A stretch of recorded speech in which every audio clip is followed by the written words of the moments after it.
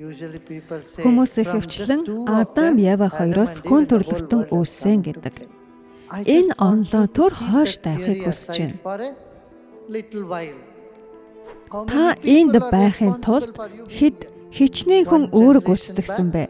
Нэг үе ухраавал 2 хүн, 2 үе ухраавал 4 хүн. Тэр 4 хүн төрөхийн тулд хэдэн хүн хэрэгтэй вэ?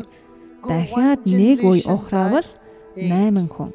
Тэр 8 хүнийг төрөхөд гээд нэг үе ухраавал 16 хүн. Дахин нэг үе ухраавал хэд болох вэ? 32.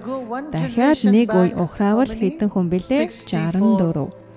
Ингээд ухраагаад байвал 40 үе ухраахад 1 тэрбум хүн болно. Өнөөдөр та энд байхын тулд 1 тэрбум хүн байсан байх нь тэдний ДНХ танд байгаа. Энэ маш нарийн олон талт өсөлт.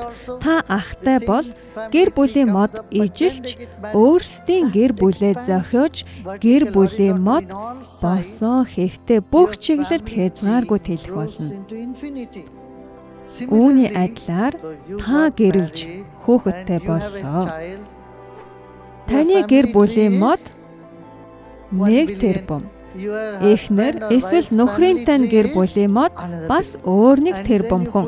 Та хоёр нийлээд танай хүүхдийн хувьд тэр тоо 2 дахин нэмэгдэнэ. Үүнийг төсөөлж хэмжих аргагүй. Тэгэхээр та 2 хүнээс үүсч үү эсвэл тэрбум хүнээс үү? Та хэдэн тэрбум хүнээс үүссэн. Та энд байхын тулд олон мянган жилийн турш тэрбум хүн оршин байсан байх ёстой. Тэгэхээр бодлоо өөрчил. Та хязгааргүйгээс үүссэн. Бид амьдралын пирамидыг ийм гэж боддог. Үгүй дээ. Харин ийм гэж би хэлнэ.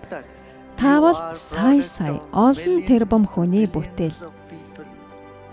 Ингээд бодоход энэ дэлхий дээрх хүн төрлөختний үүслийг огт өөрөөр ухаарах болно.